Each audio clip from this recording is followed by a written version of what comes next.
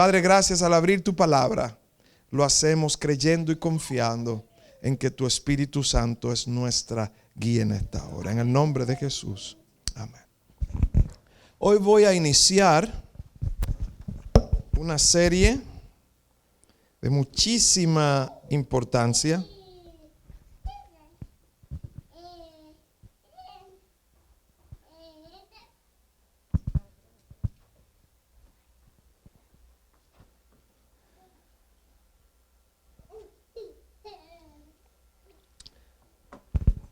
Les pido que por favor no se la pierda, no se deje sacar de acá, porque es de mucha importancia. ¿Sí? En una serie me tomará quizás 2 o 3 sábados.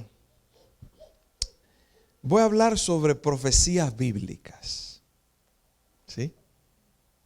Voy a hablar sobre profecías bíblicas. He estado compartiendo esto. Y pienso que es de mucha bendición comprender.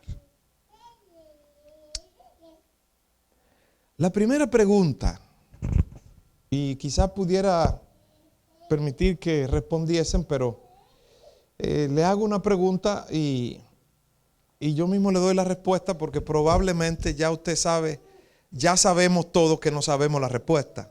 ¿Sí? Cuando uno pregunta, ¿para qué son importantes la profecía bíblica?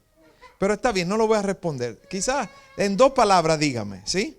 En 2 palabras. Lo que usted escucha, lo que ha entendido mucho tiempo. ¿Por qué es tan importante el estudio de la profecía bíblica?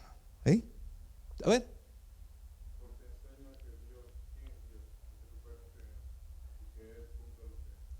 Oh, ok. ¿Sí? ¿Algo más? Revelan a Cristo, muy bien. Revelan el futuro, muy bien. ¿Qué más? Preparan al pueblo, muy bien. Creo que, no sé, probablemente haber compartido algo con algunos de ustedes. Algunas respuestas lo recuerdan.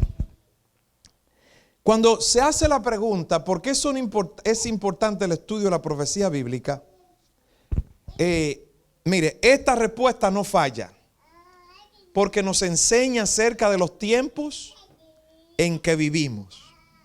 Clásica. ¿Sí? Nos enseña acerca de los tiempos que vivimos. O nos enseña en el tiempo en que estamos. O número 2, nos revela el futuro. Es decir, en otras palabras, cuando se piensa en profecía bíblica, la profecía bíblica es como si fuera para ayudarnos a entender lo que estamos viviendo y lo que va a pasar. ¿Sí? ¿Cuál es el propósito de la profecía? Lo primero que quisiéramos ver es ¿qué es profecía? Profecía bíblica, déjame buscar este texto.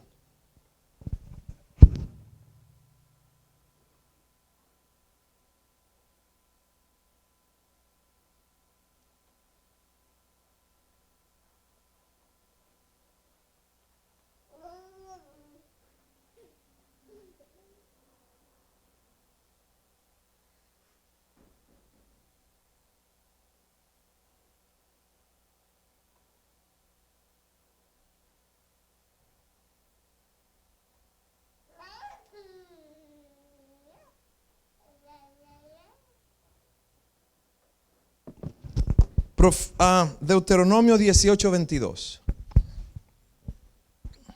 Deuteronomio 18:22. Primero voy a dar una explicación. ¿Cómo dice ahí? ¿Alguien lo tiene? A ver, ayúdenme.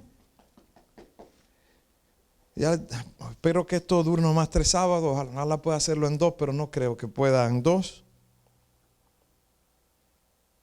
Y si el profeta habla en nombre de Jehová, Uh-huh. y no se cumple ni acontece lo que dijo, esa palabra no es de Jehová. presunción habló Ok, esta profeta, ok. no tengas temor de él. Número uno, ¿qué es profecía? Según este texto dice ahí, si el profeta solamente lo es si lo que dice se cumple. ¿Usted lo leyó o no lo leyó? ¿Lo puedo volver a leer? ¿Cómo dice? Léalo en voz alta otra vez, porfa.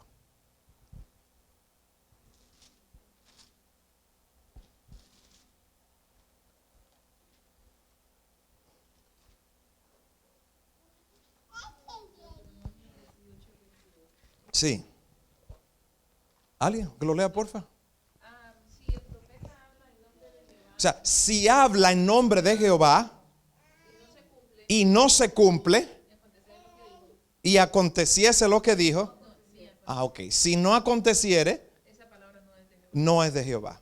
Entonces, si lo que él dice que va a pasar no pasa, no es profecía. ¿Estamos entendiendo el texto? Es decir, para que algo sea profecía, tiene que cumplirse. Entonces, hay una diferencia entre profecía y predicción. Profecía es lo que pasó, no lo que va a pasar. Y yo sé que esto a usted le está revoloteando la cabeza, porque esto choca con todo. El texto dice, si hablar en nombre de Jehová y no se cumpliere, entonces ¿qué pasa? No es profeta. Así que lo primero que tenemos que entender es qué es profecía. Estamos hablando de la profecía bíblica. ¿Por qué hablo estas cosas? Usted lo va a ir entendiendo, no se preocupe. Y te va a salir del lío en que siente que me estoy metiendo. ¿Ok? Así que hay una diferencia entre profecía y predicción.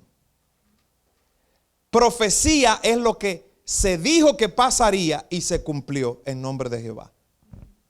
¿Lo quiere leer nuevamente? Léalo nuevamente. ¿No me lo puede leer en voz alta, por favor, nuevamente?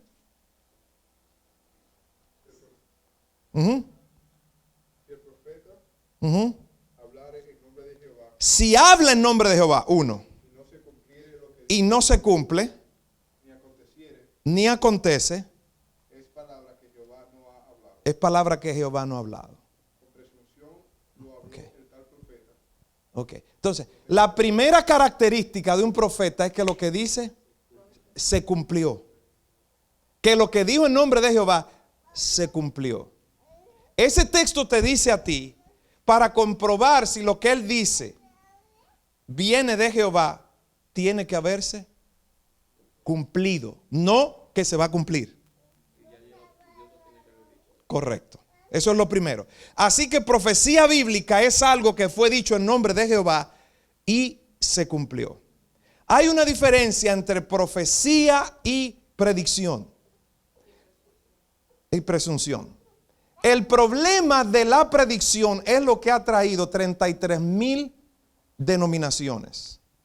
Porque cada una predice y toma en su nombre, de acuerdo a algo bíblico, interpreta algo bíblico, ojo con esto, interpreta algo bíblico y dice, es una profecía.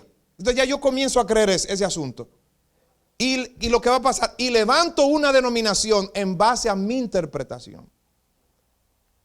Y por eso tenemos solamente en Estados Unidos 33,000. Alrededor del mundo 52,000 denominaciones cristianas. Los mormones tienen una, los testigos tienen otra, los adventistas tenemos una, los católicos tenemos un asunto. Todo el mundo tiene un asunto. Y todo el mundo predice y dice, esto es la verdad y lo que va a pasar. Bueno, usted va a aprender en esta hora en el nombre de Jesucristo. Porque hay una diferencia entre predicción y profecía. Profecía tiene que cumplirse.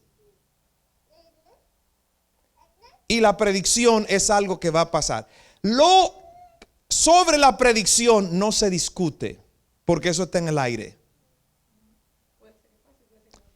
Por lo tanto, yo no puedo discutir contigo sobre algo que va a pasar porque no ha pasado. Tú no puedes decirme a mí, tú no tienes fe ni crees, porque eso está en el futuro. Y yo no sé si lo voy a ver. Yo no te puedo negar a ti que no va a pasar, pero tú no puedes confirmarme a mí que va a pasar. Iglesia, mire, lo que estoy enseñando hasta ahora tiene un valor grande. Grande. Así que lo primero que vemos es que es profecía. Lo segundo es, ¿cuál es el propósito de la profecía? Está relacionado con el primero. Si la profecía es algo que tiene que haberse cumplido, entonces el propósito de la profecía, de lo que Dios busca, es que una vez que eso fue cumplido, pasó en el pasado, o bueno, si pasó en el pasado, ¿no? Ocurrió en el pasado. Los que vivimos en el presente supimos de que Dios dijo que pasaría algo y ocurrió. Entonces el propósito de la profecía es llevarme a confiar en ese que dijo que pasaría algo y después pasó. Lo repito. O sea, la profecía bíblica tiene un propósito. Más que el propósito de que yo sepa que se va a caer una estrella, de que va a pasar un asunto y la otra. Todo en torno a la Biblia, el propósito de Dios es ayudarme a confiar en Él, mis hijos. No se pierdan en eso. Todo lo que Dios busca es llevarme a confiar en Él, porque en este mundo yo necesito su mano. Necesito su dirección. Mi carne y mi cuerpo ni lo aman, ni lo buscan, ni lo desean, ni lo anhelan. Mi carne no quiere a Dios. Es el Espíritu que me entra. Dios sabe que yo soy opuesto a su naturaleza y Él busca un montón de cosas para ayudarme a confiar. Entonces, Él dijo, oiga esto. Le dijo a Abraham, ten por cierto que estarán esclavos 400 años, pero saldrán con mano fuerte. Óigame, 400 años antes. ¿Y quién había nacido 400 años antes? Nadie. Pero cuando ocurrió 400 años después, los que vivieron esa etapa y esa generación dijeron, óyeme, pero se puede confiar en este tipo. ¿Me estoy explicando? 800 años antes, Dios le dijo a Isaías cómo Jesús moriría, que hasta sortearían su ropa. Le dijo hasta los 7 lugares del cuerpo donde lo iban a mayugar. Le dijo cómo moriría. Le dijo que moriría sin sangre. Dijo que moriría en silencio, que sería bofeteado, que resucitaría al tercer día. Le dijo todo. 800 años antes se puede decir algo. Y 800 años después ocurre exactamente lo que Dios dijo sobre una persona. Nadie tiene control 800 años después para que algo ocurra. Tú puedes decir, dejar un testamento. Démenle a mi hijo los 10 pesos que dejé. O denle en el millón. Eso sí. Pero tú puedes decir, a mi recontratataranieto en el año 2825.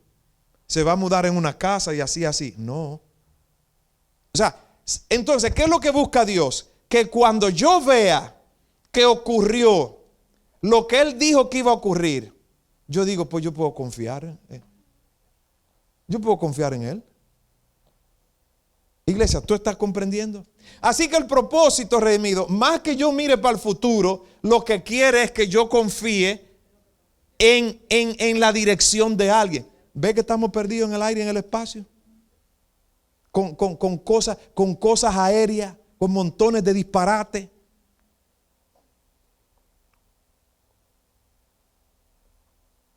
Confianza. Si usted va a una iglesia, lo primero actualmente cuando se habla de profecía y una gente escucha una semana de profecía, pierde el interés. Se quiere ir para un campo, quiere vender lo que tiene, quiere degaritarse por un sitio, es un término dominicano, degaritarse, aislarse, cree que todo el mundo está en pecado, entonces no escuchó hablar de profecía. Porque la profecía bíblica, más que darme miedo, lo que me trae confianza. Y saber en qué. ¿En manos de quién estoy? En otras palabras, la profecía bíblica no me pone tembloroso, me pone gozoso. Porque yo sé en manos de quién estoy. Porque si alguien fue capaz de decir cómo moriría alguien y hasta que su ropa sería sorteada, oye, pues yo tengo confianza en ese tipo. Si alguien fue capaz de decir 400 años antes que serían esclavos y que como quiera lo sacaría y que lo llevaría a una tierra que fluye leche y miel, y lo llevó, pero yo tengo que confiar en él. Ven, comprende. O sea, ese es el sentido de la profecía bíblica. Hoy día usted tiene iglesia llena de gente cantando gloria a Dios, aleluya, pero que no confiamos. No confiamos porque están invertidos los valores. Jesús confió tanto que dijo: en tus manos encomiendo mi espíritu. En la Biblia todo tiene que ver con la confianza. Abraham dejó su tierra y su parentela. ¿Por qué? Por confianza. Todo. David tiró una piedra. ¿Por qué? ¿Qué le dijo David a Saúl?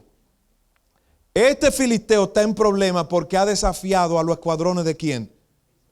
De Jehová. Y yo lo voy a vencer. ¿Y cómo tú te atreves a decir que lo va a vencer? Yo he matado osos y leones. Los que se han levantado contra las ovejas, yo lo vencí. Y ahora lo voy a vencer porque, y cuando estaba frente al gigante le dijo: Jehová te va a entregar en mi mano. Y se fue sin nada en el pecho. Aleluya. Con una honda y 5 piedras. Un chamaquito con 17 años, con 5 piedras, frente a un ejército. ¿Eso es qué? Confianza. Los jóvenes hebreos dejaron que lo entraran ¿dónde? ¿Por qué? Porque dijo: le servimos a alguien que nos puede librar, y si no los libra, no te preocupes, como quiera aquí, nosotros no te adoramos. Confianza, mis hijos. En la Biblia tiene que ver todo con ¿qué? Confianza. Ahora, yo no sé si usted se ha notado, no sé si usted ha notado que por lo general en la iglesia hablamos más de nuestra obligación. Y muchas veces los miembros batallan más por cumplir su obligación que por aprender a confiar. Por eso el creyente vive lleno de miedo. Porque para salir a la calle tú necesitas confianza. Así que hemos visto lo primero. Lo primero que hemos visto es ¿qué? ¿Qué es profecía? ¿Y qué es predicción? Número 2, hemos visto el propósito de la profecía, que es ¿qué cosa? ¿Qué es producir en nosotros qué? Ayúdame, porque si usted se me duerme, hubo un predicador que se durmió, La historia registra, sí. Estaba predicando y no sé si era que la congregación estaba lenta y cosas. Sí. Hay un libro de la iglesia que lo registra y tuvo que venir el diácono. Y como sabe, sí, se durmió un predicador. En nuestra historia está eso. Entonces, oiga esto. Profecía, hay una diferencia entre profecía y predicción. Si todo el mundo siguiera la profecía bíblica, hubiera una iglesia. Porque la profecía bíblica a la predicción es diferente. La predicción viene de una interpretación. Yo agarro un texto y lo interpreto. Y le busco la vuelta y de ahí puedo sacar una denominación. Pero yo no puedo sacar una denominación de la profecía de los 400 años. Porque ya eso está literal. Pero me pongo a inventar cosas y ahí viene el problema. De hecho, aquí hay una basada en Marcos 14 que dice: y esta señal acompañarán a los verdaderos creyentes, en mi nombre beberán, etcétera, y agarrarán serpiente y cosas. Entonces ellos dicen: pero mira, entonces la verdadera iglesia, los miembros tienen que la serpiente picarlo y no pasa nada. Entonces la iglesia tiene una iglesia llena de serpientes ahí. ¿Sí? ¿Y usted? La hay. ¿Sí? Eso es lo primero. Lo segundo que hemos visto es que la profecía lo que busque ¿qué? Producir confianza. Si usted va a una iglesia y sale tembloroso, a usted no se le habló de profecía. Porque el evangelio, dice Pablo en Romanos, que produce gozo y paz. Porque el evangelio es solución a un problema. Ahora, este asunto, el problema en la profecía bíblica es que el ser humano es sensacionalista y le gusta. El ser humano siempre ha querido saber lo que va a pasar mañana. ¿Usted sabía que esto que yo le estoy predicando no vende? Eso no vende. Esto me quedo yo con la mercancía completa y pocos compradores. Esto no gusta. Yo lo sé, pero venga acá. Yo tengo toda mi vida en la iglesia, yo sé. 20 años de ministerio. Porque Jesús dijo, conoceréis la verdad, y la verdad, la gente quiere ser esclava de sus temores porque cree que teniendo miedo es fiel. Sí, la gente confunde estar asustado con ser regenerado, con ser convertido. Una gente tiene miedo y cree y deja de hacer algo porque tiene miedo y cree que lo que tiene es fe. La gente deja de hacer algo, deja de comerse algo. No hablo de las cosas que están prohibidas por la Biblia. Algo, y cree que por no comerse algo y dominar eso, entonces cree que está siendo fiel. Fíjese hasta qué punto hemos llegado nosotros. Y eso está en todos lados. Aquí no lo he visto en mi país. Hay una denominación que tiene a algunos miembros y usted ve a esas hermanas, tristemente, que no van al salón. Y no se afeitan la pierna ni nada. Porque eso es ser cristiana. Y usted lo ve con ese pelo así que parece, mire, usted ha visto brillo, bueno, de eso en los colmados que venden un fino. Y bueno, si vinieran por aquí la gente que cortan la yarda, le fuera bien. No es una burla, es una realidad. Diga, que yo soy cristiano. ¿Por qué? Porque ni voy al salón ni me afeito la pierna. Pero hay otros que se creen cristianos porque comen cierto tipo de comida. Otro por cierto tipo de vestimenta. Otro porque cantan una cosa. Otro porque predican otra. Bla, bla, bla, bla, bla, etcétera. Añada lo que usted quiera. ¿Ven en qué lío está esta generación metida? Y la profecía lo que busca es ¿qué? Darnos confianza. Y para eso el Señor nos lleva a lo que pasó. Y lo vamos a ver ahora. En el nombre del Señor Jesucristo. Le decía que esto no vende.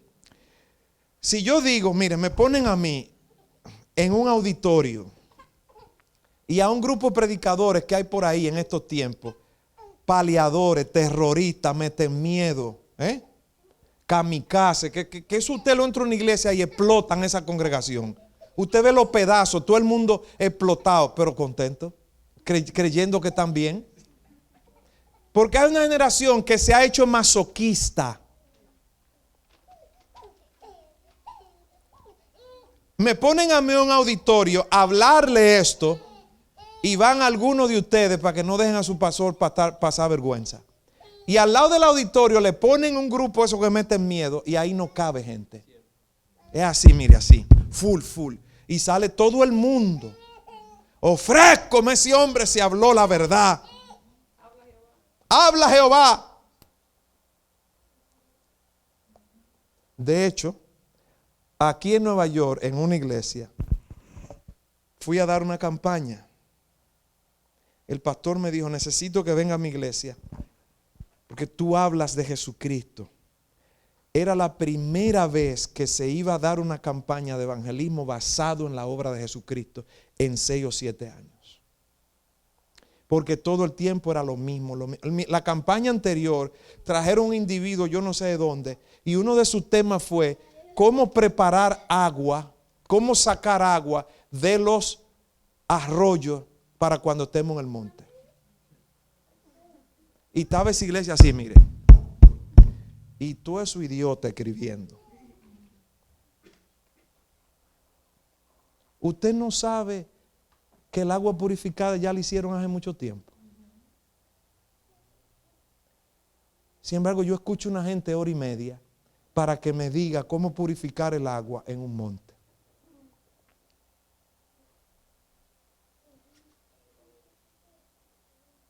Y usted dirá, pero ¿cómo el pastor dijo eso? Sí, porque hay una generación que ha llegado al idiotismo. O sea, yo no dije idiota por mal. Yo estaba metido en el idiotismo. Hay una generación que ha llegado al nivel del idiotismo. Una hermana dijo en un estado poco lejos de aquí, estaban hablando de por qué la iglesia estaba así, y alguien levantó la voz. Yo estaba de visita de fin de semana. Dijo, hermano, tenemos que tratar de alegrar la iglesia. Dijo un hermano, mire, los jóvenes no vienen, y alguien le dice, mire, hermana, su hijo que no está viniendo, que no viene a la iglesia, él me ha manifestado que no está viniendo porque él quisiera, y se estaba hablando de la música. Y dijo la hermana, bueno, si por cambiar los signos es, yo prefiero que mi hijo se pierda.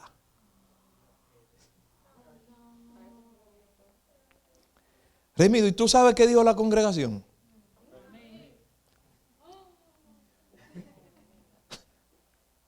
Amén, así es. Yo le pregunto, ¿qué son ese grupo, hermano?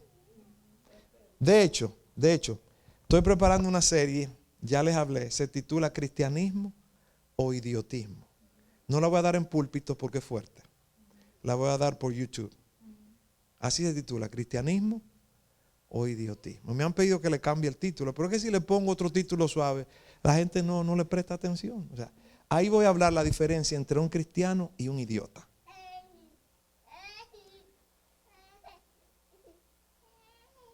¿La profecía es para qué?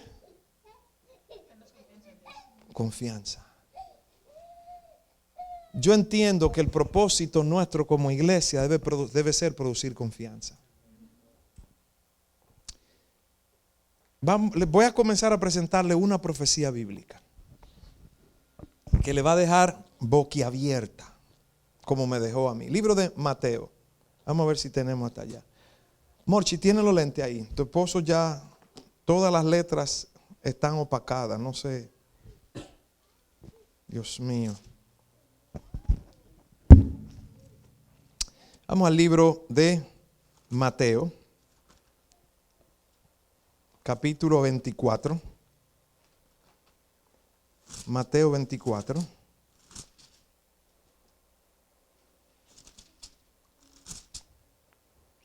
Mateo 24. Y alguien tenga Lucas 21.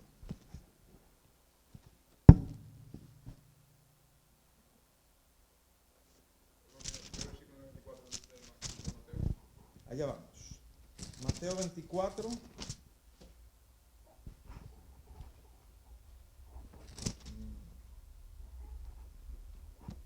Mateo 24, 1. Mateo 24, 1. ¿Sí? Jesús salió del templo y cuando ya se iba, se acercaron sus discípulos para mostrarle los edificios del templo. Respondiendo él, les dijo, ¿veis? ¿Están conmigo? ¿Veis todo esto? De cierto os digo que no quedará aquí, ¿qué cosa? Piedra sobre piedra que no sea derribada. Estando él sentado en el monte de los olivos, se le acercaron aparte diciendo, dinos cuándo serán estas cosas y qué señal habrá de tu venida y del fin de los siglos. Jesús ya tenía un tiempo con los discípulos. Caminaba por Jerusalén, pero parece que no le había prestado atención a qué cosa, al templo. Tanto así que los discípulos le dijeron, maestro, porque mire lo que le dijeron. ¿Qué le dijeron?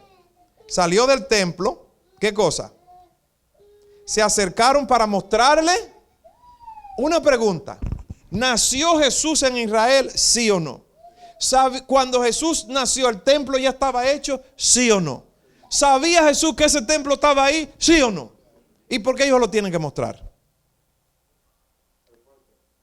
Porque parece que él nunca le había prestado atención al templo. ni nunca le había hablado a ellos de qué cosa. Porque para el judío el templo era lo más importante. De hecho, y era lo más importante. En el templo era el lugar, el centro económico, era el centro social. Era el símbolo de la cultura judía. Para el judío, Jehová estaba ahí. Y sigue estando ahí. Pero Jesús nunca le había mencionado el templo. Jesús, el judío hablaba del templo, pero Jesús hablaba del Padre. Y parece que en un momento, oye, pero este está como en el aire todo el tiempo. Pasamos por aquí, no habla de este templo. Y le dicen, le enseñan, comienzan a mostrarle el templo a Jesús. Porque le llamó la atención de que Jesús no le prestaba importancia al templo. Y Jesús lo que le dice es, cuando ellos le dicen, mira el templo, maestro. ¿Sabe qué? Jesús le dice, ¿ven eso? No va a quedar piedra sobre piedra. Ahí yo entiendo por qué Jesús no le había prestado atención. Pero cuando ellos estaban en el monte de los Olivos, le hicieron una pregunta. ¿Cuál fue la pregunta? 3 preguntas en una. Dinos, ¿qué cosa? ¿Qué señal qué? Habrá de tu venida. ¿Qué más? Y del fin del siglo. Yo le pregunto a usted, ¿por qué le hicieron esa pregunta, Sara? Porque para ellos la destrucción del templo era ¿qué? Era el fin de todo. Porque en la mente de ellos el templo no podía ser destruido. Para un judío el templo no podía ser destruido. O sea, si este tipo nos está diciendo de que el templo se va a destruir, ¿eso significa qué cosa? ¿Se acabó todo esto? Yo les pregunto, ¿ellos estaban hablando del fin del mundo o del templo? O sea, comenzaron a mostrarle, pero Jesús les dijo, miren, no va a quedar piedra sobre piedra, ¿sí? Entonces ellos dijeron, óyeme, pero como aquí está Dios y esto lo gobierna y lo dirige Dios, si el templo va a ser destruido, eso es que el mundo se va a acabar. Llegó todo el fin del tiempo. Así que ellos relacionaron, ¿qué cosa? El fin del mundo con la destrucción del templo. ¿Tiene sentido o no tiene sentido? Porque ellos no entendían, no comprendían un mundo sin el templo. Y ahora Jesús le dice, esto va a ser destruido. Entonces, pero ellos le dijeron, danos una señal del fin del mundo. ¿Qué es una señal?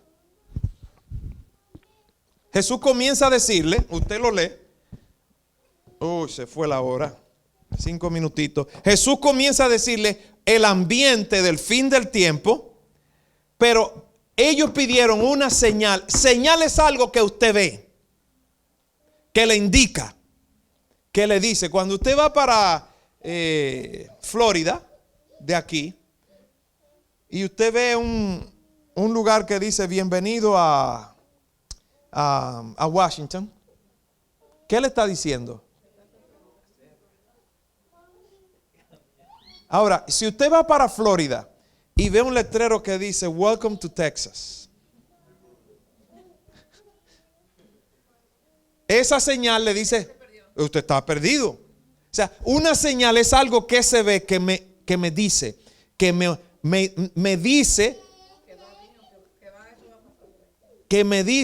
que voy en la dirección, o estoy lejos o estoy cerca. Ellos pidieron una señal. Con esto terminamos, ¿sí? ¿Cuál fue esa señal? Una señal es algo que se ve.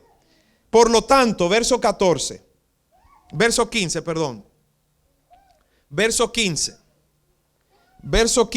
¿cómo dice? Por lo tanto, cuando veáis en el lugar santo la abominación desoladora que habló el profeta Daniel, el que le entienda. Por lo tanto, cuando veáis, yo le hago una pregunta. ¿A quién le estaba hablando Jesús ahí? ¿A nosotros o a los discípulos? ¿Por qué a los discípulos? Número 1, ellos estaban preguntando la señal. Y número 2, Él le dijo cuando ustedes vean algo. No es cuando nosotros veamos, como se quiere interpretar. Ellos le dijeron, danos una señal. Y él le dijo, cuando ustedes vean. Porque él estaba hablando de algo. Rapidito, con esto concluyo. Él le dijo, cuando ustedes vean la abominación desoladora. Entonces ahora, con esto vamos a concluir. Vamos a ver qué es lo que es la abominación desoladora. En el libro de Lucas, capítulo 21. ¿Están conmigo? Libro de Lucas, capítulo 21. Está el mismo suceso. Lo que pasa, ¿lo tienen? Léanlo, verso 20. Verso 20. Pero cuando veáis Jerusalén rodeada de ejércitos, ok, sabed entonces que su destrucción ha llegado. ok, es lo mismo. Ok, ¿qué es la abominación desoladora? La destrucción del templo. Pero ¿por qué Mateo? Es lo mismo, léalo en casa. ¿Por qué Mateo dice abominación desoladora? ¿Y por qué Lucas dice la destrucción del templo? Si están refiriéndose a lo mismo. Porque Mateo era judío y escribía para los judíos. Pero Lucas hablaba para los gentiles. Y Mateo sabía que como judío, si él hablaba de que el templo lo iban a destruir, ¿qué pasa? Él lo podía matar.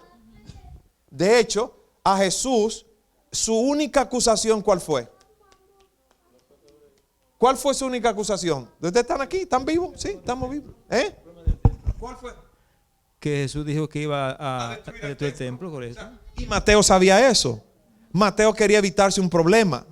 Porque fíjese que la acusación contra Jesús era, este dijo que destruiría el templo y lo levantaría en 3 días. Entonces Mateo sabía que por hablar contra el templo, pero Lucas hablaba para ¿quiénes? Para los gentiles. Es lo mismo. Entonces, cuando Lucas escribió, Mateo dijo, yo no voy a poner esta cosa. Entonces Mateo entendió que venir un ejército y entrar y destruir al templo era la abominación desoladora. ¿Por qué? Una abominación, algo impuro, algo abominable ante Jehová que destruye. Así que la abominación desoladora no es un cerdo en el altar llamado que puso Antíoco Epífanes, porque de hecho Antíoco Epífanes fue después. Eso es tremenda tontería. La abominación desoladora, Redimido se ríe. La abominación desoladora que habla la Biblia es la destrucción del templo, porque Lucas lo confirma. Ay, redimido. Hay que leer la Biblia y dejar de oír gente. Yo creo que podemos concluir por hoy. ¿Sí? ¿Ah? Estamos bendecidos, ¿verdad? Seguimos el otro sábado. Número 1, ¿qué es profecía? Hay una diferencia entre profecía y predicción. Pasa en el futuro. Sobre una predicción no se discute, porque es algo que está en el aire. Tú no puedes culparme, ni yo a ti tampoco, porque ni yo puedo, ni tú puedes, yo no puedo negártela, yo no puedo confirmártela, ni tú negármela.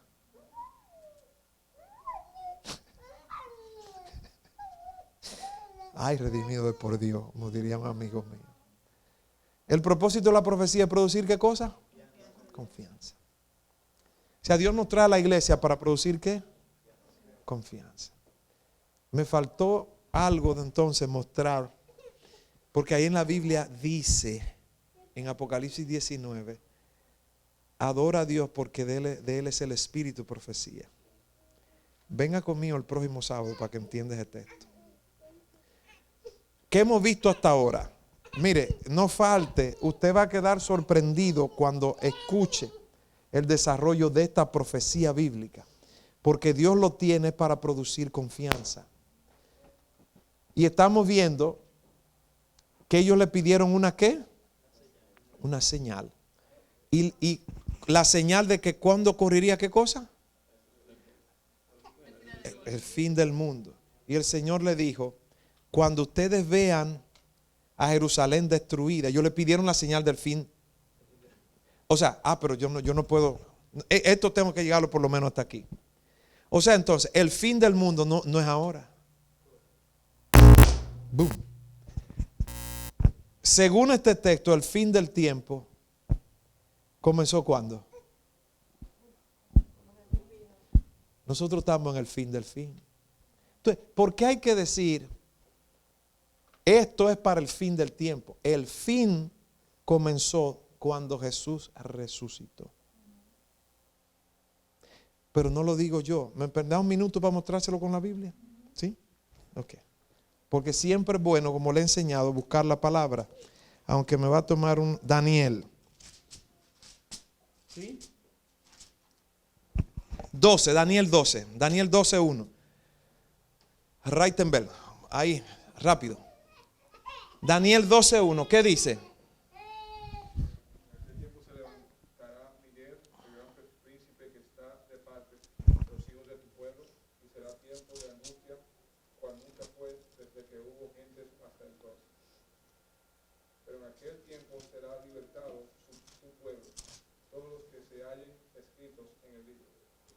Voy.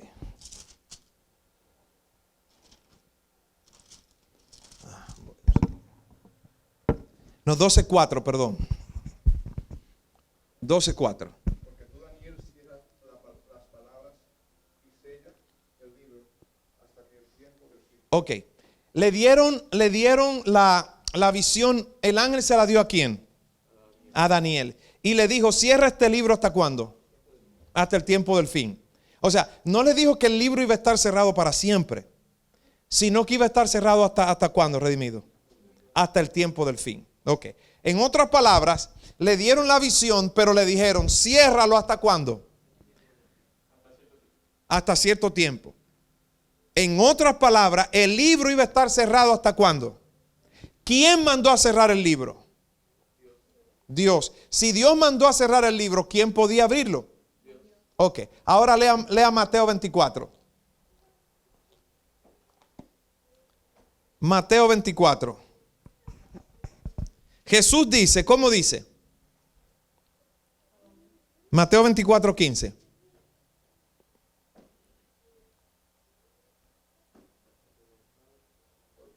Por tanto, cuando veáis en el lugar santo la abominación desoladora de que habló el profeta Daniel.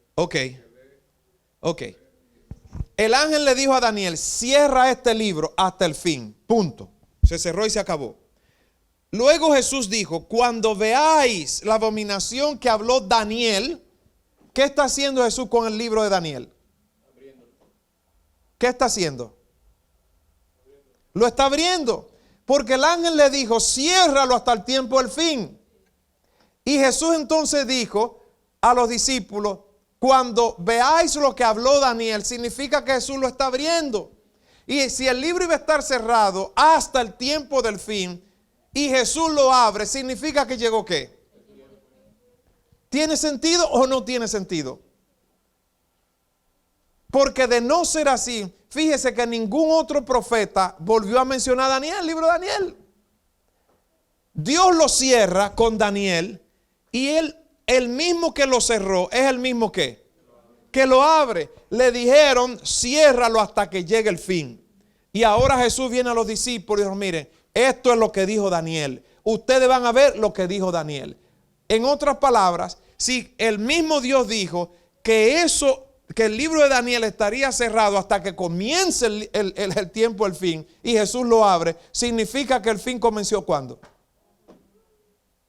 Hace tiempo. Redimido, hay que entender la palabra para uno no estar enredado en cosas y diciendo, no, que este es el fin, estamos en el fin, y que esto va a suceder en este tiempo del fin. Dios nos bendiga y nos ayude. ¿Alguien ha creído interesante este estudio? Bueno, vamos a orar. Señor, gracias por tu palabra. Ella es fuente, fortaleza y vida. Presento a cada adorador y cada corazón en esta hora es vivificado por tu palabra. presento a cada corazón aquí presente, desde el hermano Victorino, yendo la vuelta, creyendo también que tu palabra, confiando en tu palabra, pongo tu palabra sobre mi esposa, creyendo que ella recibe en esta hora tu gracia y fortaleza, sanidad. Igualmente así sobre los López, creyendo que en el nombre de Jesús hay milagros. Gracias, Señor. Gracias, Señor, por cada vida, y nos refugiamos en esa palabra. En el nombre de Jesús. Amén.